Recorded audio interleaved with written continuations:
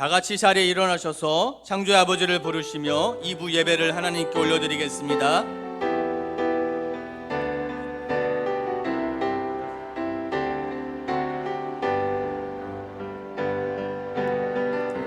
창조의 아버지 그 섭리 보이사 택하신 세대 일으키어 이 땅을 고치소서. 주의 크신 능력 만물이 사모하니 성령의 기름 부어 주사 이 시간 임하소서. 주 영광 여기 임하사 열방 양의 규비인 비추소서. 주의 얼굴 구할 때 주의 은혜 머무소서.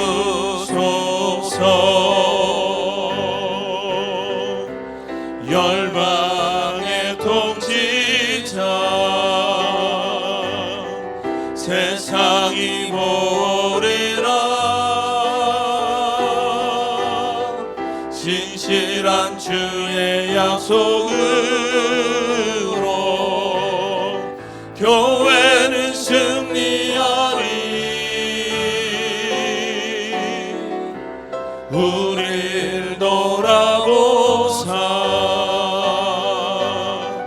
강건케 하소서. 연약한 모두 벗어지고 승리케 하옵소서. 주 영광 여기 임하사 열방 양의 규비인 비추소서. 주의 얼굴 구할 때 주의 은혜 머무소서.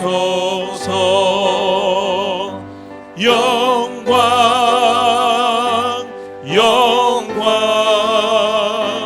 영광 영광 영광 영광 영광 영광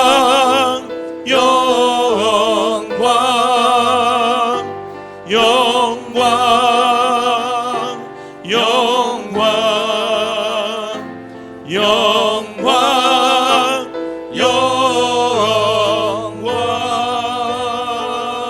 영광.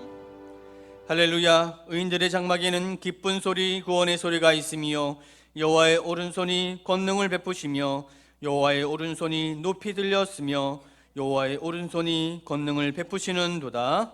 하나님은 영이시니 예배하는 자가 영과 진리로 예배할지니라. 아멘. 사랑하는 성도 여러분, 하나님이 기뻐하시는 예배는 상한 마음과 동의하는 심령이라고 하셨습니다.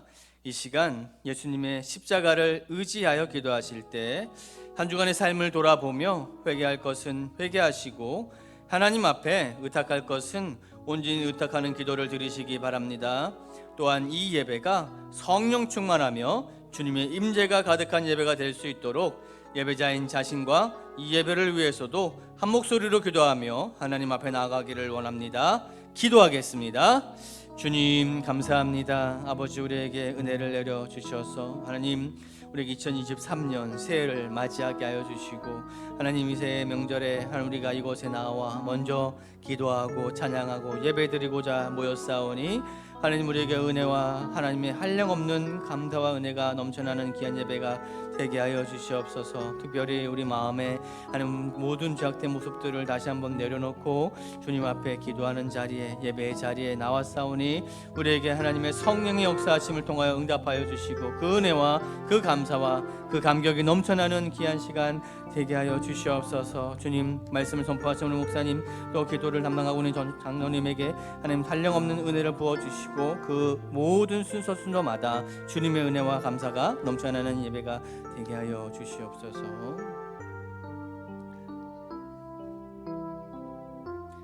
자리에 앉아주시기 바랍니다. 우리를 대표하여서 이정환 장로님 기도해 주시겠습니다.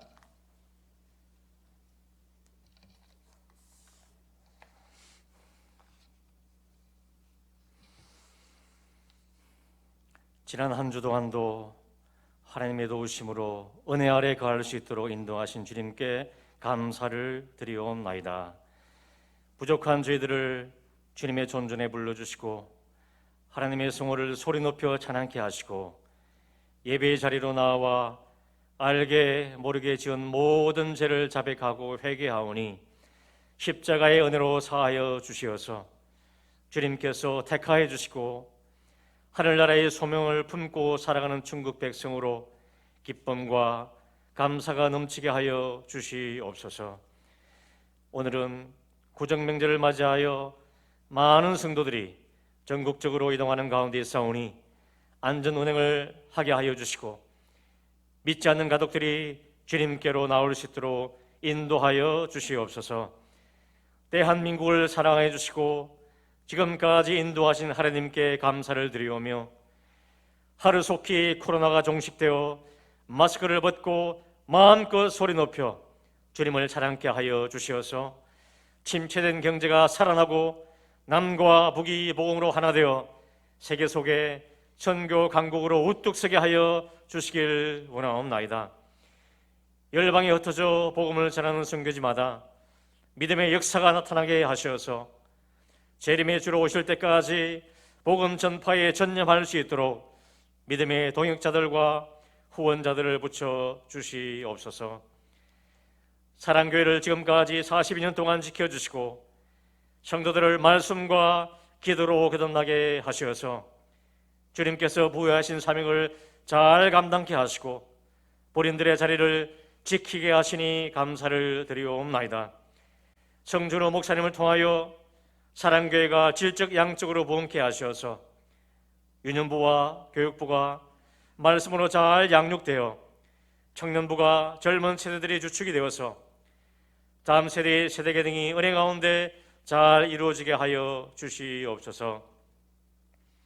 무엇보다 하나님께서 기뻐하시는 예배를 통하여 부어주시는 하늘나라의 신령 은혜를 깨달아 알게 하시고 말씀 충만, 은혜 충만, 성령 충만으로 주의를 온전히 승수하는 재직들이 되어 대예배와 찬양 예배가 하나님이 기뻐하시는 복된 예배로 풍성히 드릴 수 있도록 하여 주시기를 기도하옵나이다. 예배를 통하여 십자가의 사랑을 깨닫는 감격과 은혜가 넘치게 하시고 예수님의 참 제자로서 복음의 능력을 나타내는 교회, 다음 세대를 하나님의 일꾼으로 세워주신 사명을 이루게 하시고 하나님 사랑과 이웃 사랑을 실천하는 복된 성도들과 교회 되게 하여 주실 것을 믿사옵나이다. 예배를 돕는 교육자들과 모든 손길들 위에 크신 은혜로 함께 하셔서 진정 하나님이 기뻐하시는 참된 예배자들로 쓰임받게 하여 주시길 원하오며 마치는 시간까지 주님 홀로 영광받아 주시옵고 예수 그리스도의 이름으로 기도하옵나이다.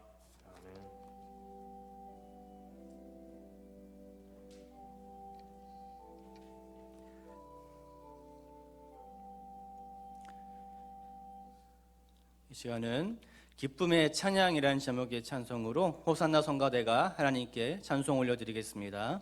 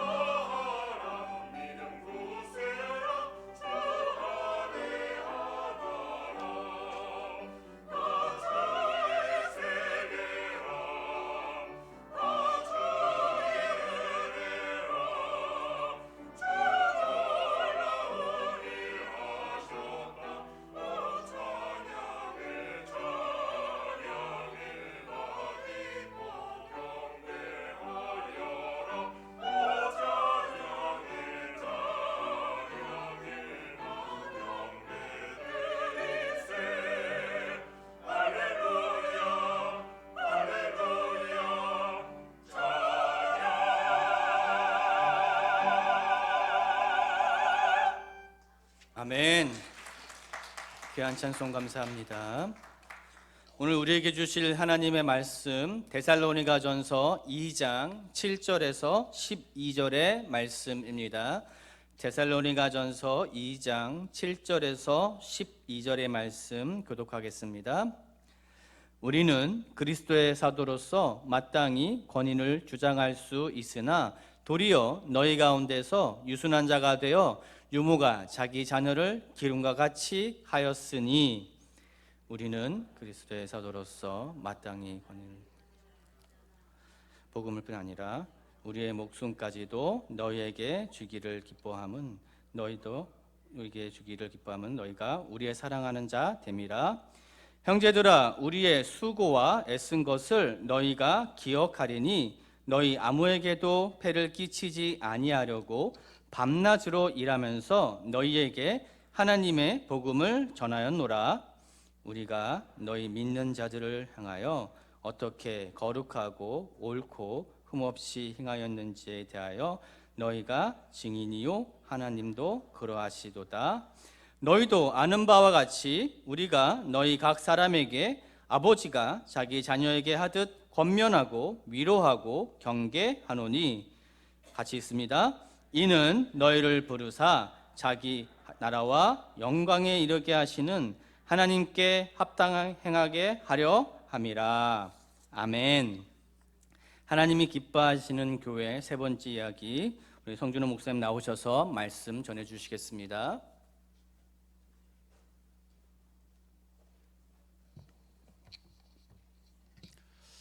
할렐루야. 우리 옆에 분과 한번 인사하시겠습니다. 특별히 오늘 민족의 고유 명절을 맞이했는데 이렇게 한번 인사할까요? 우리는 성도니까 하늘의 복이 더 중요하겠죠?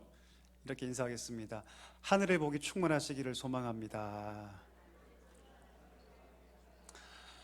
우리 사랑교회 성도님들에게 하늘의 복이 충만하게 임하기를 소망합니다. 특별히 이 명절 사랑했던 가족들과 함께 모여서 식탁의 교제도 나누고 함께 사랑을 나눌 텐데 그 속에서 하나님의 놀라우신 은혜가 충만하게 임하기를 간절히 소망합니다. 잠깐 기도하고 말씀 함께 나누겠습니다. 존귀하신 하나님, 이 시간에 저희를 부르시니 참으로 감사합니다. 이 시간 주의 말씀 앞에 우리의 심령이 섭니다. 우리를 먹이시고 우리를 새롭게 하시며 이 말씀을 따라 우리 삶이 바뀌는 놀라운 축복 있게 하여 주시옵소서. 우리 온 삶이 아멘으로 반응하게 하시며 그리하여 우리 삶 가운데 하나님의 그 언약의 복이 충만하게 임하는 놀라운 역사 있게 하여 주옵소서.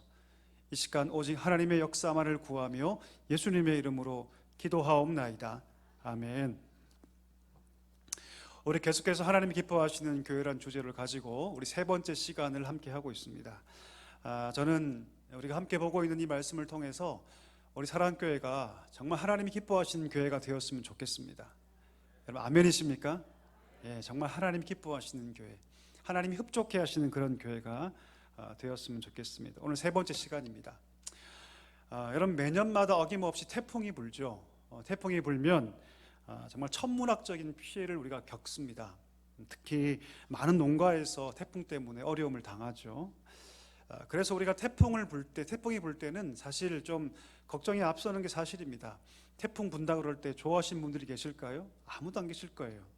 혹시 우리 유리창 깨지지 않을까? 차는 파손되지 않을까?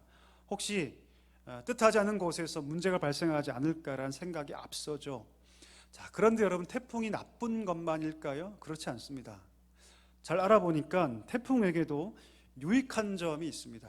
첫 번째가 뭐냐면 태풍이 일어나면 지구의 열 균형을 맞춘다고 합니다. 여러분 지구를 보면 이 극지방은 굉장히 춥고 또 어떤 지방은 굉장히 덥죠. 그 열이 태풍을 통해서 균형을 맞춘다고 합니다. 두 번째는 무엇이냐면 태풍 때문에 물 부족한 곳에서 이 해갈 물을 보충할 수 있다고 합니다. 이 장점이죠. 마지막 세 번째는 뭐냐면 바다의 생태계를 이 태풍이 아주 건강하게 해준다고 합니다.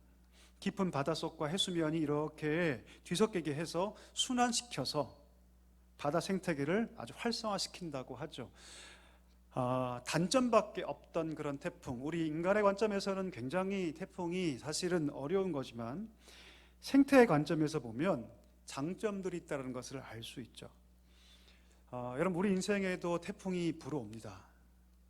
우리 생태계의 태풍을 우리가 사라 혹은 뭐 매미 이렇게 부르지 않습니까? 근데 우리 인생에 불어오는 태풍을 뭐라고 하냐면 고난이라고 합니다. 고난. 여러분, 고난이란 태풍이 불어올 때 우리가 힘들고 아파합니다. 너무나 쓰리고 고통스럽죠. 할 수만 있다면 이 인생에 불어오는 이 태풍이란 고난이 다 그냥 지나갔으면 좋겠습니다. 아니, 찾아오지 않았으면 좋겠습니다. 자, 그런데 이 고난이란 태풍이 우리 인생에 늘 아픈 것일까요? 아니면 때로는 우리에게 유익을 주기도 할까요? 태풍이 때로는 여러분 우리 인생 가운데 영적인 유익을 주기도 합니다.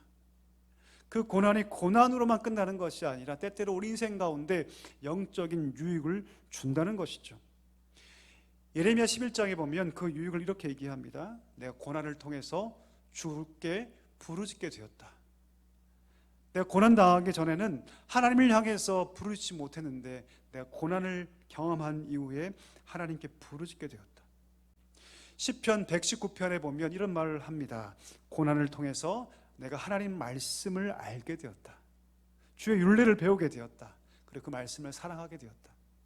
그 전에는 이 성경책 거들떠도 보지 않았는데 내가 하나님의 이 고난 앞에서 말씀을 찾게 되었고 그 말씀의 뜻을 알게 되었다고 얘기합니다. 이사야 49장 이렇게 얘기하죠. 고난을 통해서 그 어느 때보다 하나님의 긍휼을 내가 알게 되었다. 내가 과거에는 과연 하나님이 나를 사랑하는지 잘 몰랐는데 고난을 통해서 그 어느 때보다 어느 시점보다 하나님의 사랑을 더 깊이 알게 되었다라고 얘기합니다. 여러분, 우리 인생 가운데 하나님께서 고난을 그냥 주지 않으십니다. 아멘이십니까? 예, 하나님께서 우리에게 사랑하시는 우리에게 하나님께서 고난을 그냥 주지 않으셔요. 거기에는 분명한 뜻이 있습니다. 거기는 비록 고통이 있지만 어려움이 있지만 거기에는 반드시 뭐가 함께 있냐면 영적인 유익이 함께 있는 줄 믿습니다. 자, 그런데 모든 성도가 그 고난의 태풍 속에서 영적인 유익을 누릴까요? 그렇지 않습니다. 모든 사람이 고난의 유익을 누리지 않습니다. 어떤 성도에게 있어서 고난은 그냥 고통일 뿐인 경우도 있죠. 어떤 신자에게 있어서 고난은 그냥 아픔으로 끝나는 경우가 있습니다. 자, 그러면 우리 인생 가운데 그 고난의 태풍이 불어올 때 영적인 유익을 누리는 사람이 누굴까요? 그 사람이 누구냐면 한번 따라해 주시겠습니까? 분명한 영적 기준을 세우는 사람이다. 누구라고요, 여러분? 분명한 영적 기준을 세우는 사람. 그 사람이 그 고난의 태풍 속에서 영적인 유익을 경험하게 된다는 것이죠. 다니엘을 우리가 알고 있습니다. 다니엘과 세 친구 바벨론의 포로로 끌려갑니다. 나라가 망한 것도 고통스러운데 그 적국의 심장부에 포로로 끌려가죠. 그때 이 다니엘이 그 마음에 분명한 믿음의 기준을 세웁니다. 어떤 기준입니까? 내가 왕의 진미를 먹지 않겠다. 아무리 그 진미가 화려해 보이고 먹음직스럽게 보여도 나는 절대로 우상에게 바쳐진, 그 당시에는 여러분 모든 음식을 만들기에 앞서서 그 음식을 준 신에게 먼저 그것을 제사한 다음에 왕이든 누구든 그 진미를 먹을 수가 있었거든요. 절대로 나는 왕의 진미를 먹지 않겠다. 그렇게 그가 믿음의 기준을 세웠을 때 하나님께서 그 믿음을 보시고 왕의 진미를 먹은 그 어떤 소년보다 더 아름답게 해주셨죠. 뿐만 아니라 하나님께서 학문과 지혜를 뛰어나게 해주셔서 모든 사람보다 뛰어나게 해주셨습니다. 요셉, 그 믿었던 형들에게 팔리죠. 배신을 당합니다. 어린 나이에 아주 극한의 고통을 당하죠. 근데 그렇게 그가 극한의 고통 속에서 그 마음에 확정한 기준이 있습니다. 그것이 무엇이냐면 나는 하나님께 죄짓지 않겠다. 보디발 아내가 유혹에 오죠. 그때 그가 뭐라고 얘기합니까? 내가 어떻게 하나님께 득죄할 수 있겠습니까? 라고 그가 그 마음의 기준을 얘기하죠. 나는 절대로 죄짓지 않겠다라고 분명한 기준을 세웁니다. 인생의 태풍이 불어올 때 믿음의 사람들은요 분명한 기준을 세웁니다. 분명한 기준. 내가 할 것과 하지 말아야 할 것을 분명히 구분하죠. 고난이란 태풍이 그들의 삶의 현장에 불었지만 그들은 분명한 기준을 가지고 있습니다. 그리고 그 기준을 마치 기둥 삼아서 버티죠. 인내해 나아가죠. 그때 그들이 비로소 뭘 경험하냐면 하나님의 은혜의 복을 경험합니다. 한번 여러분 묻고 싶습니다. 여러분 어떠십니까? 분명한 믿음의 기준을 갖고 살고 계십니까? 여러분 어떠세요? 분명한 믿음의 기준이 여러분의 마음 가운데 세워져 계십니까? 오늘 우리가 보고 있는 이 바울도 지금 어디 있냐면 고난의 현장 가운데 있어요. 데살로니가에서 복음을 전한다는 것은 결코 쉬운 일이 아니었죠. 시시각각 찾아오는 수많은 고통과 수많은 공격, 그 공격이 보통 공격이었습니까? 자신을 해하려는 고통이었어요. 자신을 죽이려는 고통입니다. 그런 고통 속에서 그는 그것을 온전히 몸으로 감당하면서 복음을 전해야만 했죠. 바울이 이 고난의 현장 가운데 분명한 기준을 세웁니다. 내가 무엇을 해야 할지, 내가 무엇을 하지 말아야 할지, 그가 분명한 기준을 세웁니다. 자, 그가 하지 말아야겠다고 세운 두 가지 기준이 있었습니다. 우리 본문 읽어볼까요? 우리 5절과 6절 자막 보시면서 읽어보겠습니다. 시작. 너희도 알거니와 우리가 아무 때에도 아첨하는 말이나 탐심의 탈을 쓰지 아니한 것을 하나님이 증언하시느니라. 또한 우리는 너희에게서든지 다른 이에게서든지 사람에게서는 영광을 구하지 아니하였노라. 아멘. 두 가지 그가 분명하게 결단하죠. 첫 번째, 나는 절대로 아첨하는 말을 하지 않겠다. 또 탐심의 탈을 쓰지 않겠다. 여러분, 아첨하는 말, 탐심의 탈은 다 누구를 위한 겁니까? 자신의 욕심을 위한 거예요. 자기 욕심을 채우고자 할 때는 아첨하는 말이 필요하죠. 탐심의 탈이 필요하죠. 바울은 결단합니다. 이 태풍이 불어올 때, 이 고난의 현장에서 나는 절대로 아첨하는 말 하지 않겠다. 나는 절대로 탐심의 탈 쓰지 않겠다. 첫 번째였습니다. 자, 두 번째, 그가 하지 않겠다 결단한 것 두 번째, 그것은 무엇이냐면 내가 사람의 영광 구하지 않겠다. 누구의 영광 구하지 않겠다? 사람의 영광 구하지 않겠다. 여러분, 누구나 사람에게 영광을 받고 싶은 마음이 있을까요? 없을까요? 있습니다. 여기서 말하는 사람의 영광이란 사람의 칭찬이죠. 저 같은 목회자에게 사람의 칭찬과 영광을 받고 싶은 마음이 있을까요? 없을까요? 없어 보이십니까? 있습니다. 있어요. 목사님 설교 잘하세요, 목회 잘하십니다는 말 듣고 싶은 마음이 저한테 있죠. 그런데 그것이 목적이 되는 순간 그때부터 진짜 영광을 볼 수 없게 됩니다. 그 진짜 영광은 고귀한 영광이죠. 하나님이 주시는 영광, 사람의 영광이 아니라 하나님이 주시는 진짜 중요한 고귀한 영광을 볼 수 없게 됩니다. 오늘 바울이 그것을 알았어요. 그래서 그는 결심합니다. 내가 절대로 사람에게 영광을 구하지 않겠다. 두 가지. 자, 그런 거 하면 내가 반드시 하겠다. 앞에 두 가지는 하지 않겠다는 거고, 내가 반드시 하겠다는 두 가지도 있었어요. 이것은 하나님께 대해 내가 반드시 하겠다. 또 사람에게 대해 내가 반드시 하겠다. 이 두 가지가 있었는데, 첫 번째, 하나님께 대해 내가 반드시 하겠다는 첫 번째가 무엇이냐면 오직 하나님만 기쁘시게 하겠다. 할렐루야. 누구만 기쁘게 하겠다? 하나님만 기쁘게 하겠다. 오직 하나님만 기쁘게 하기 위해서 사람들에게 순전하게, 아무것도 바라지 않고, 사람의 영광을 구하지 않고 내가 순전하게 오직 그 복음만을 전하겠다. 왜요?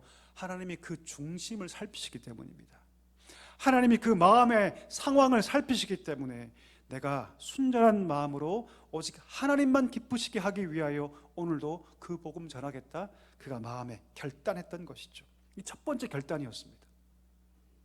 두 번째, 내가 무엇인가를 반드시 하겠다고 결단한 게 무엇이냐면 바로 이 교회를 향한 마음이었습니다. 그 결단은 무엇이냐면 내가 이 데살로니가 교회의 영적인 부모가 되겠다. 영적인 부모가 되겠다. 오늘 이 교회는 지금 신앙적으로 볼 때 갓 태어난 어린 아기 같은데 내가 저들의 영적 부모가 되기로 바울은 결심했던 것입니다. 이런 부모라는 것은 아버지, 어머니를 다 포함하죠. 오늘 본문에 보면 이 두 단어가 다 나옵니다. 7절 볼까요? 7절 보면 유모란 단어가 나오죠. 그렇죠?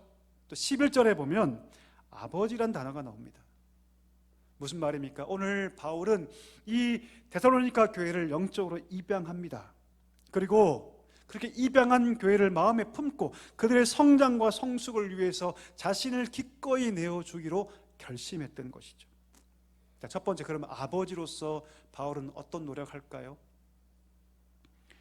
그럼 우리가 알듯이 아버지의 역할과 어머니의 역할은 조금 다릅니다. 물론 지금 시대에는 그게 많이 혼재되어 있긴 하죠. 하지만 예전에는 어머니의 역할과 아버지의 역할이 좀 달랐습니다. 엄마의 역할은 어떤 역할이죠? 조건 없이 사랑해주고 품어주고 안아주고, 그래서 그 아이가 정서적으로 안정감을 누리고 잘 성장하게끔 해주는 것이 어머니 역할이라면, 아빠는 뭡니까? 옳고 그름을 알려주는 역할을 하죠. 세상에 살면서 그 아이가 옳게 살아가도록 가르치는 역할들을 누가 감당하냐면 아빠가 감당합니다. 아버지가 감당하죠. 더 나아가서 그런 삶을 보여주는 역할을 누가 하냐면 아버지가 보통 감당했어요. 오늘 11절 한번 볼까요? 이 바울이 아버지의 역할을 감당하면서 세 가지를 한다고 하죠. 첫 번째 뭐 했다고요? 권면. 두 번째 위로. 세 번째 경계. 권면은 무엇이냐면 그 자녀가 계속해서 그 일을 잘 감당하도록 끊임없이 그 아이에게 힘을 주는 거예요. 우리 아이를 키워보면 아이들이 잘 할 때도 있지만 잘 못할 때도 있죠. 공부를 열심히 할 때도 있지만 공부를 못할 때도 있죠. 그때 여러분 어떻게 하십니까? 막 욕하십니까? 그럼 될까요, 안 될까요? 안 돼요, 여러분. 절대 그러면 안 됩니다. 그때 뭐 해야 됩니까? 권면해야 되죠. 아이야, 아들아, 딸아, 너 잘 해왔다. 그래, 네가 힘든 건 내가 안다. 그러니 우리 힘을 내보자. 내가 너를 지지한다. 도와줄게. 힘을 다해 한번 달려가 보자라고 하는 게 뭡니까? 권면이죠. 그 다음 위로가 나오죠. 위로는 뭡니까? 너 잘하고 있어. 너 충분히 가능성이 있어. 넌 잘 해낼 거야. 넌 큰 일을 해낼 거야. 넌 존귀한 아이고 가치 있는 자녀라고 얘기해 주는 것. 그래서 약한 자를 세워주고 낭망한 자를 일으켜주는 것이 무엇입니까? 위로죠. 근데 여러분 그 위로를 잘 못해요, 사실 부모님들이. 한번 물어보고 싶습니다. 우리 사랑교회 성도님들 위로 잘 하십니까? 어떠세요? 저는 잘 못하는 것 같아요. 오늘 바울은 이 교회를 위로해 나갑니다. 마지막 세 번째, 경계하죠. 경계가 뭘까요? 잘못된 길을 알려주는 것이죠. 바른 길이 무엇인가를 깨닫게 해주는 것이죠. 아이야, 자녀야, 딸아, 아들들아, 그 길이 아니란다. 그 길을 가면 안 된다. 그런 삶이 하나님이 기뻐하는 삶이 아니란다라고 얘기해 주는 것. 그리고 더 나아가서 바른 길을 제시해 주는 것. 이것이 무엇이냐면 경계입니다. 그는 이 교회를 사랑하며 권면하고 위로하고 경계합니다. 왜 그렇게 했을까요? 최종 목적이 무엇일까요? 12절 보면 그 최종 목적이 잘 나오는데요. 그 목적이 무엇입니까? 그들이, 그 교회가 하나님께 합당하게 행하게 하게 하기 위해서 그는 그렇게 아버지로서의 역할을 감당합니다. 그뿐 아니죠. 바울은 삶의 모범도 보여줍니다. 믿음의 삶이 무엇인가를 보여주기 위해서 그가 결단한 것이 있어요. 그것은 무엇이냐면 그 교회로부터 일체의 생활비를 받지 않습니다. 여러분, 바울이 이 교회에 경제적인 요구를 할 수 있었을까요? 없었을까요? 있었죠, 당연히. 왜요? 목회자였으니까. 비록 짧은 기간이긴 하지만 저와 같은 목회자였어요. 풀타임 사역자. 그리고 그렇게 사례비를 받는 것이 성경과 부합되는 그런 내용이었습니다. 그런데 바울은 그 일체를 받지 않기로 결심합니다. 왜 그럴까요? 지금 이 교회는 만든 지, 세워진 지 얼마 안 되는 그런 신생교회입니다. 대부분의 신자들이 신앙이 약해요. 굉장히 어려운 그런 상황이 있습니다. 만약 이런 상황 가운데 내가 생활비를 요구하게 된다면 이것이 그들에게 걸림돌이 되고, 더 나아가서 대적자들이 이것을 빌미로 공격할 수 있었기 때문입니다. 그 속에 약한 자라도 그 한 사람이라도 얻게 하고 싶어서 그들에게 합당한 삶이 무엇인가를 보여주고 싶어서 그는 과감하게 결단했던 것이죠. 그래서 그는 낮에는 열심히 목회하고 밤에는 집에 돌아가서 텐트를 만듭니다. 텐트 메이커라고 하죠. 그 당시 랍비들은 여러분, 본업인 말씀을 가르치는 일 외에 부업이 있었어요. 어떤 사람들은 농업을 하기도 했고, 바울 같은 경우는 텐트를 만드는, 장막을 만드는 일을 했죠. 아마도 바울은 오전에 열심히, 오후에 열심히 목회하고 밤에 가서 그 텐트를 만들었을 겁니다. 그 수고를 마다하지 않았습니다. 왜요? 그 일들을 통해서 이 교회가 영적으로 세워질 것을 기대했기 때문이죠. 자, 그런가 하면 그는 영적인 엄마가 되기를 결단합니다. 본문 7절 한번 볼까요? 7절에 보면 유모란 단어가 나오죠. 유모. 보통 우리가 유모를 뭐라고 정의하냐면 생모를 대신해서 젖을 먹이거나 혹은 키우는 사람, 이렇게 우리가 정의를 하죠. 근데 영어 성경인 NIV에 보면 우리가 이것을 유모라고 생모와 구분해서 번역했지만 NIV를 보면 이 부분을 어떻게 번역하냐면 mother이라고 번역합니다. 엄마라고, 그냥 엄마라고 번역합니다. 다시 말하면 나는 그의 엄마가 되었다, 이렇게 번역하죠. 바울은 엄마가 되기 위해서 그가 가지고 있던 모든 권위와 모든 권리를 다 포기합니다. 여러분, 아이를 길러본 부모라면 아이가 건강하게 성장하기 위해서 얼마나 큰 대가가 필요한지 다 아실 것입니다. 아이를 키우기 위해서 여러분 24시간이 필요하죠. 아이를 키울 때 자기 개인 시간 가질 수 있습니까? 없습니까? 불가능하죠. 여기 계신 우리 부모님들 다 벌써 고개를 끄덕이시는군요. 예, 맞아요, 여러분. 아이를 온전히 키우기 위해서 하루 24시간을 온전히 그 아이에게 올인해야 합니다. 개인 시간이 없죠. 온전히 포기해야 합니다. 그럴 때 비로소 이 아이가 건강하게 성장할 수 있다는 것을 엄마들은 다 알고 있죠. 그래서 기쁨으로 아이에게 헌신합니다. 오늘 바울은 이 마음으로, 이 엄마의 마음으로 이 교회를 섬겼던 것입니다. 우리 8절 한번 자막 보시면서 읽어볼까요? 같이 읽겠습니다. 시작. 우리가 이같이 너희를 사모하여 하나님의 복음뿐 아니라 우리의 목숨까지도 너희에게 주기를 기뻐함은 너희가 우리의 사랑하는 자 됨이라. 바울이 뭐라고 얘기합니까? 내가 너희를 위해서 무엇까지 줄 수 있다? 목숨까지 줄 수 있다. 목숨까지 줄 수 있다. 우리 인간관계 속에서 나에게 목숨 줄 수 있는 사람이 누가 있을까요? 여러분의 자녀가 여러분에게 목숨 줄 수 있을까요? 어떻습니까? 그런 확신이 혹시 생기세요? 우리 자녀가 나에게 목숨을 줄까? 자, 반대로 물어보겠습니까? 여러분의 자녀를 위해서 목숨 줄 수 있습니까? 어떠십니까? 예, 아마 대부분의 부모님들이 고개를 끄덕이실 거예요. 이 인간의 관계 속에서 여러분, 내가 누군가에게 목숨을 준다는 경우는 사실 부모가 자녀인 경우 외에는 거의 찾아볼 수가 없습니다. 아무리 친한 친구를 할지라도, 아무리 친한 선후배를 할지라도 목숨 앞에서는 흔들리죠. 오늘 바울이 이 교회를 향해서 내가 너희를 사모하여 내 목숨까지도 줄 수 있다고 얘기하는 것은 그만큼 이 바울이 이 교회를 사랑했기 때문입니다. 어떻게 바울은 이런 사랑을 보여줄 수 있었을까요? 그 사랑은 과연 어디서 온 것일까요? 그것은 간단합니다. 예수님께 배운 것이죠. 예수님께. 8절 보십시오. 사모하는이라는 단어가 나오죠. 사모하는. 이 사모하는에 해당하는 헬라어 단어가 히메이로마이라는 단어입니다. 히메이로마이. 이 단어가 참 놀라운 단어예요. 굉장히 감동적인 단어인데 이 단어가 무슨 뜻이냐면 애정을 가진 강한 열망, 이런 단어예요. 내가 누군가에게 애정을 가졌는데 그 애정 속에 뭐가 있다? 강한 열망이 있다. 근데 그 열망이 어떤 열망이냐면 죽음을 뛰어넘는 열망이에요. 죽음을 뛰어넘는 열망. 자, 그래서 그 당시에 헬라 사회에서 자녀가 먼저 죽었을 때, 부모보다 자녀가 먼저 죽었을 때, 우리 얼마 전에도 이태원 참사가 있었죠. 그처럼 자녀가 먼저 부모보다 세상을 떠났을 때 그 죽은 자식의 묘비에 이 단어를 새겨놓습니다. 히메이로마이. 왜 이 단어를 의도적으로 새겨놓을까요?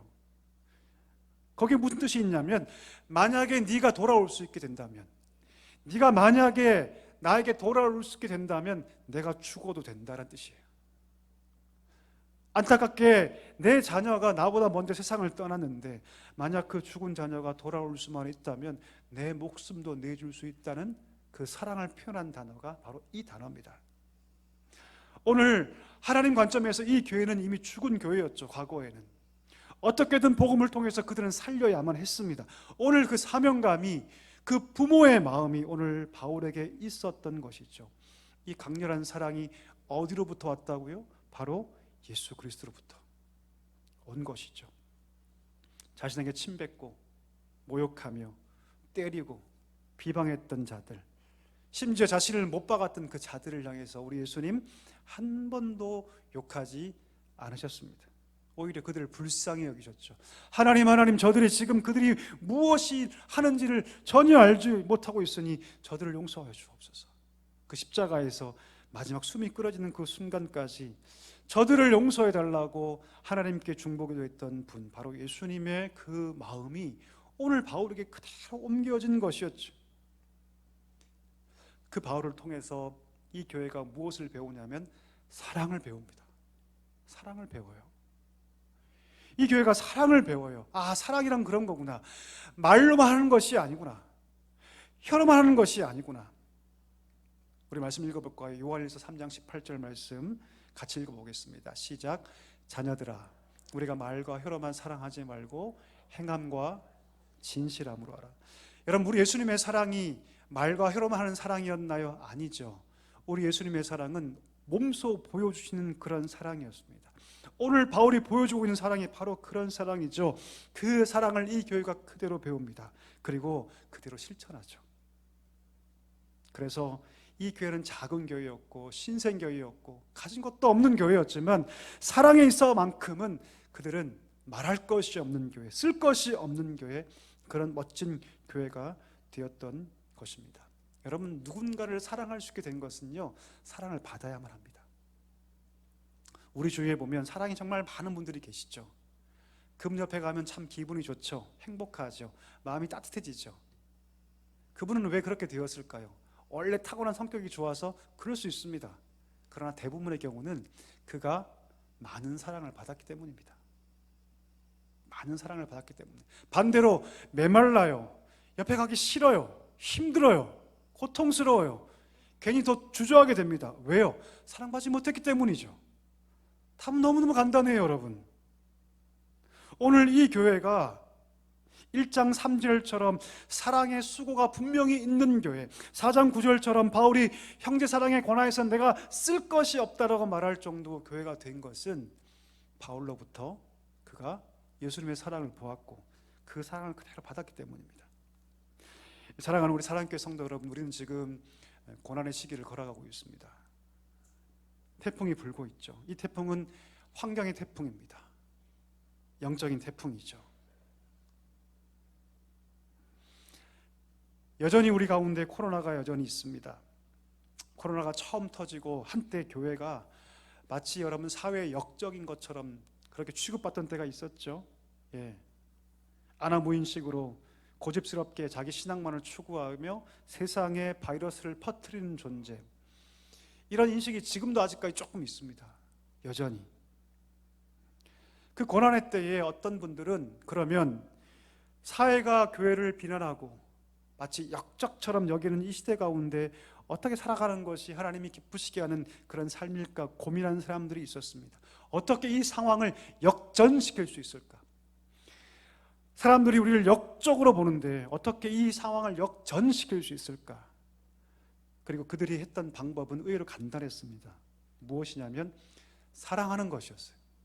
보이는 사랑. 예수님께서 보여주신 그대로 사랑을 실천하는 것. 어떤 교회는 취약계통을 돕기 위해서 3,000개의 구호품을 만들어서 전달합니다. 대구에 코로나가 창궐했을 때 제가 아는 어떤 간호사는 아무도 거기에 가려고 하지 않는다는 얘기를 듣고 가장 먼저 그 대구에 가겠다고 자원했습니다. 돈을 주는 것도 아닌데. 어떤 권사님은 자기 사비를 털어서 마스크를 사서 부르는 이웃들에게 그 마스크를 나눠줍니다. 보이는 사랑이죠. 보이는 사랑. 여러분, 고난의 현장은요, 우리를 위축시킵니다. 그리고 우리를 두렵게 만들죠. 사람이 위축되고 두려워하기 시작하면요, 어떻게 바뀌냐면 이기적으로 바뀌어요. 이기적으로 바뀝니다. 이 큰 재난 앞에서 사재기가 횡행하는 이유가 바로 그런 이유 때문입니다. 이건 세상의 풍조죠. 사단이 가장 좋아하는 것입니다. 그리스도인들조차도, 성도조차도 이런 세상의 풍조에 휩쓸려서 이기적일 수 있습니다. 그때 우리가 무엇을 기억해야 합니까? 예수님께서 보여주신 사랑을 기억해야 합니다. 이럴 때일수록 우리가 무엇을 해야 하는지, 이 상황을 역전시킬 수 있는 비결이 어디에 있는지, 그것이 바로 사랑에 있다는 것을 우리가 알아야 한다는 것이죠. 여러분, 어떠십니까? 코로나 3년을 우리가 보내오면서 얼마나 상황을 역전시키며 살아오셨나요? 아니면 그냥 세상에 함몰되어서 세상과 똑같이 움츠러들고 위축되고 두려워하며 심지어 이기적으로 살진 않았습니까? 어떻습니까, 여러분? 우리는 얼마나 인생 가운데 역전의 스토리를 쓰고 있는가요? 우리 자신을 돌아봤으면 좋겠습니다. 여러분, 고난의 현장에서 하나님께서 우리에게 원하시는 뜻은 확실하고 너무나 분명합니다. 그것은 무엇이냐면 여러분이 손 닿는 그곳에 있는 그 이웃을 사랑해 주라는 것입니다. 품어 주라는 것이죠. 날선 말을 하지 말고, 상처의 말을 하지 말고, 말 한마디라도 따뜻하게 그들을 품어 주라는 것이죠. 바울 보십시오. 그 밤에 가서 텐트를 만듭니다. 얼마나 피곤할까요? 손이 퉁퉁 붓고 목이 끊어지죠. 하지만 이런 삶을 통해서 하나님께서 이 교회를 세우실 거라고 믿었기 때문에 그렇게 해 나갔던 것이죠. 여러분, 그때 하나님의 역사는 비로소 나타나기 시작합니다. 여러분, 여전히 우리 인생 가운데 고난의 태풍은 끊어지지 않을 것입니다. 그때 하나님께서 우리에게 요구하신 것이 무엇인가를 기억할 수 있게 되기를 간절히 소망합니다. 땅은 얼어붙고 서로 이기적이 되어서 서로 두려워하지만 그때 그 사랑을 행하는 한 명을 통해서 그 얼어붙은 땅에 생명의 씨앗이 뿌려지게 되는 것이죠. 그때 하나님의 놀라운 역사가 우리 교회 안에, 우리 가정 안에, 우리 이웃 안에 놀랍게 일어날 줄 믿습니다. 우리 새해를 시작하는 이 시작점에 정말 하나님이 기뻐하시는 가정, 하나님이 기뻐하시는 교회 될 수 있기를 간절히 소망합니다. 그것은 바로 사랑하는 것이죠. 보이는 사랑을 하는 것입니다. 오늘 이 교회처럼, 오늘 바울처럼 자기를 헌신하며 사랑하는 것, 그것을 통해서 하나님이 놀라우신 교회가 세워질 수 있다는 사실을 꼭 기억하며 믿음으로 걸어갈 수 있는 축복이 있기를 주의 이름으로 간절히 축원합니다. 우리 함께 이 시간 말씀 기억하면서 우리 기도하는 시간 갖도록 하겠습니다. 우리 다 한번 눈을 감아 볼까요? 3년의 이 코로나의 기간을 보내면서 어떤 삶을 살아오고 계셨습니까? 위축되고 두려워하며 혹 이기적인 삶을 살아온 것은 아니십니까? 하나님께서 이 고난의 때에 우리에게 요구하시는 것은 너무나 확실하고 너무나 간단합니다. 그것은 무엇이냐면 내가 만나는 이웃들에게, 우리 가정에게 사랑하라는 것이죠. 눈을 조금만 돌리면 고통당하는 자들이 있으니 그들을 품어주라는 것이죠. 바울처럼 천막을 만들며 손이 퉁퉁 부러뜨더라도, 목이 끊어질 듯 아파도 그들을 위해서 그 영혼을 품으라고 하나님께서 말씀하고 있는 것입니다. 그럴 때 하나님의 역사는 몇 배, 아니 수십 배의 역사가 우리 가운데 일어나게 될 줄 믿습니다. 이 시간에 하나님 사랑하는 자 되게 하여 주옵소서.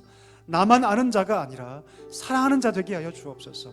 말과 혀로만이 아니요 행함과 진실함으로 사랑하는 자가 될 수 있도록 은혜를 달라고, 우리의 교회가, 우리의 가정이, 내가, 우리의 자녀가 그런 사랑으로 충만한 가정 될 수 있도록, 그런 주의 백성들 될 수 있도록 인도해 달라고 이 시간에 말씀 부여잡고 함께 통성으로 기도하겠습니다. 다 같이 기도하겠습니다.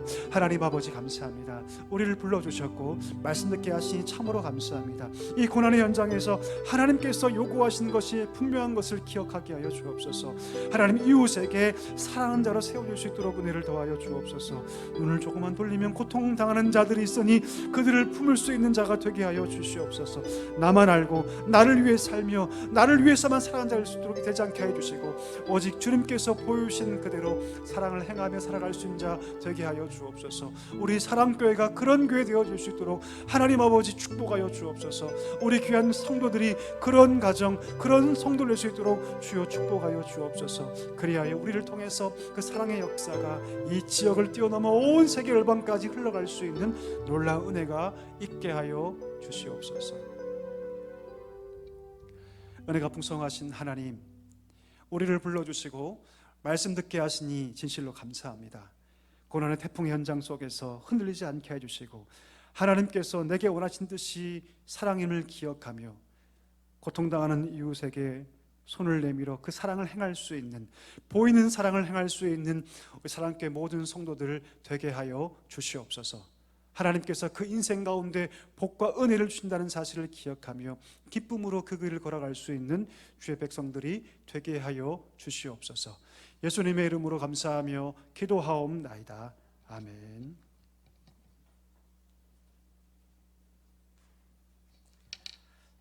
찬송가 216장 1절 함으로 봉헌을 준비하도록 하겠습니다.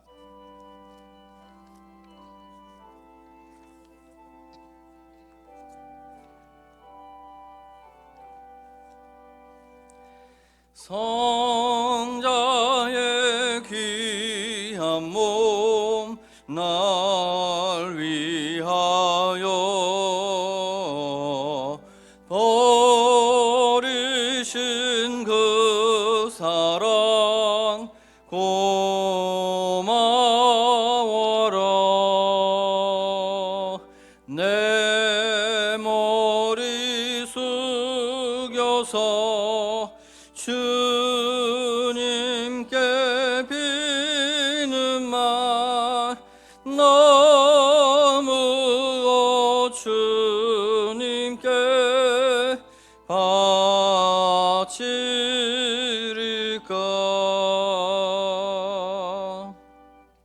참 좋으신 하나님, 베풀어 주신 은혜와 사랑에 감사와 찬송과 영광을 올려드립니다. 주님께서 우리에게 데살로니가 전서 교회를 통하여 말씀하신 것처럼 이웃을 사랑하는 마음, 헌신하고 권면하고 위로하는 마음 우리에게 허락하여 주셔서 복음에 늘 깨어있는 우리 믿음의 성도들 모두가 되게 하여 주시옵소서. 이 시간 지금까지 베풀어 주신 하나님의 은혜에 감사하며 또 앞으로 부어주실 은혜를 사모하는 마음으로 귀한 예물을 드리기를 원합니다. 우리 예물과 함께 우리의 간절한 기도의 제목도 올려놓사오니 기쁘게 받아주시고 우리가 생각하는 것이나 구하는 것에 더욱더 넘치도록 채워주시는 하나님의 은혜와 응답과 기적을 허락하여 주옵소서. 모든 말씀 우리에게 항상 좋은 것 주시기를 기뻐하시는 예수님의 이름으로 기도합니다. 아멘. 이 시간엔 주의 은혜라라는 찬양으로 김희순 성도님이 찬양 올려드릴 때 우리 봉헌하도록 하겠습니다.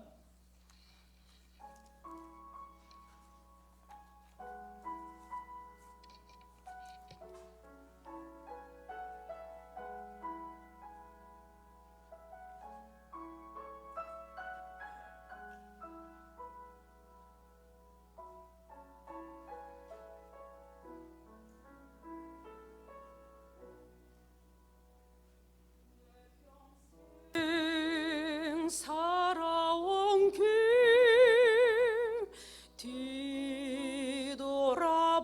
뒤돌아보니 짧은 내 인생길 오직 주의 은혜라.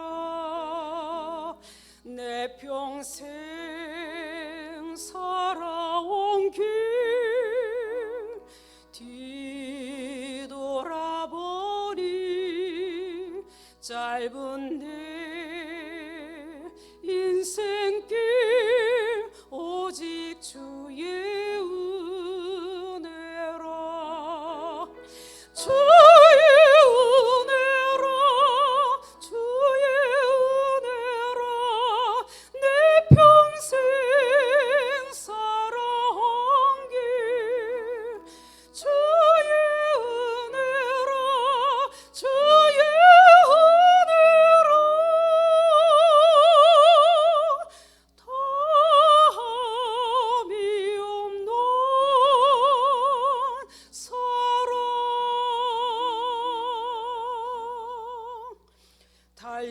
달려갈 길 모두 마치고 주 얼굴 볼 때 나는 공로 전혀 없도다 오직 주의 은혜라.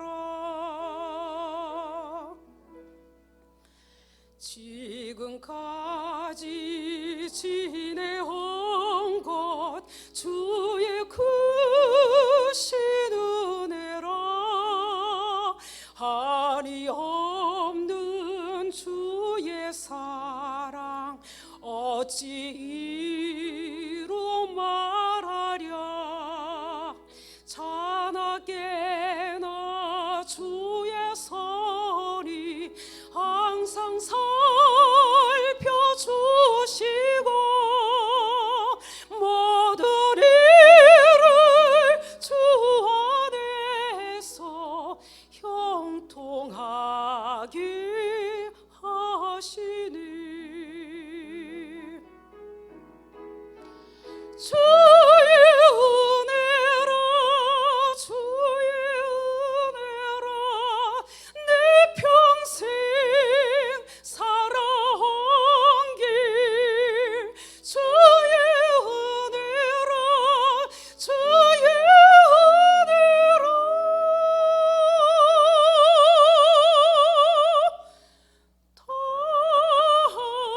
담이 없는 사랑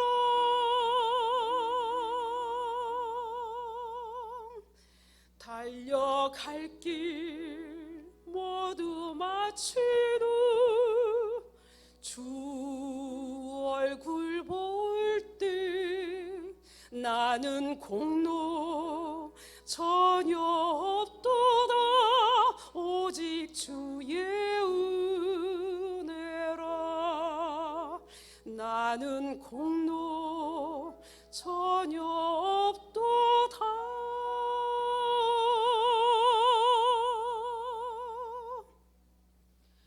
오직 주의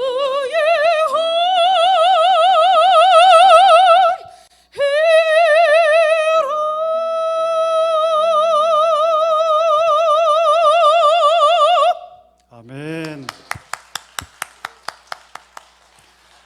네, 귀한 찬양 너무너무 감사합니다. 우리 교회 소식 함께 나누겠습니다. 오늘 예배에 처음 나오신 분들을 주님의 이름으로 환영합니다. 처음 나오신 분들께서는 1층 목양실에서 저를 꼭 만나주시기 바랍니다. 설날 가정 예배 안내를 드립니다. 오늘 오후 찬양 예배는 설 연휴 관계로 가정 예배로 드립니다. 우리 드린 가정 예배 순서지를 참고하시고 각 가정에서 예배를 드려주시기를 바랍니다. 우리 재직 세미나가 있습니다. 하나님 앞에서 충성된 일꾼으로 세워지기 위해서 우리 재직 세미나를 개최하는데요. 다음 주일 찬양 예배 시에 청지기의 새로운 리더십이라는 주제로 우리 재직 세미나가 있습니다. 우리 재직들께서는 모두 다 꼭 참석해 주셔서 다시 한 번 더 믿음으로 세워지는 귀한 시간 되었으면 좋겠습니다. 우리 토요 비전 새벽 기도회가 계속 진행 중에 있죠. 어제부터 우리 출애굽기 시리즈가 시작됐습니다. 위대한 구원의 손길이라는 주제로 시작됐는데 우리가 일주일에 한 번은 꼭 나와서 내가 주중에 바쁘고 힘들고 시간이 없지만 내가 일주일에 한 번은 주 앞에 나와서 기도하리라 마음으로 좀 확정했으면 좋겠습니다.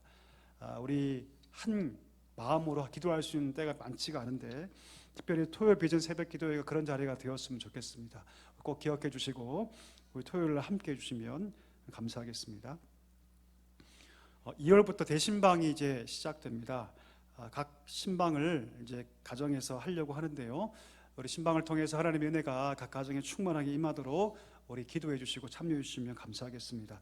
우리 부목사님께서 일정 잡고 계신데 일정을 잡히시면 미리 기도 제목을 주시면 잘 준비해서 신방을 진행하도록 하겠습니다.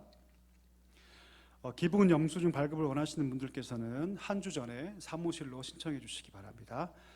사랑장학금도 다음 주까지 원하시는 분들은 사무실로 신청해 주시기 바랍니다.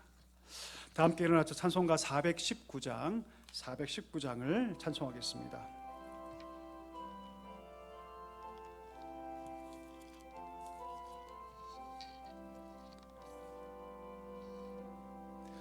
주 날개미 내가 편안히 쉬네.